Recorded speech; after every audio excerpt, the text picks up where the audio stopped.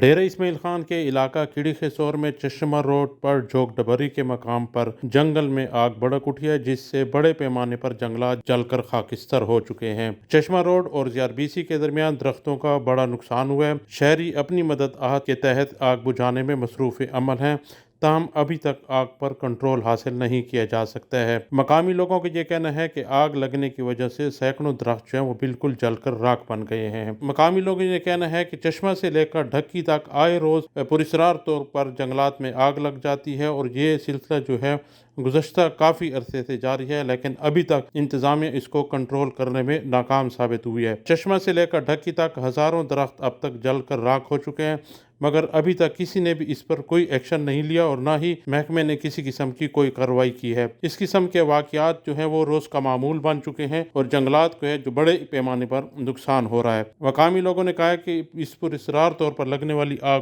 پر قابو پانے کے حوالے سے ضلعی انتظامیہ کو اپنی آنکھیں کھولنی ہوگی اور اس میں ملوث افراد کے خلاف کارروائی کرنی ہوگی۔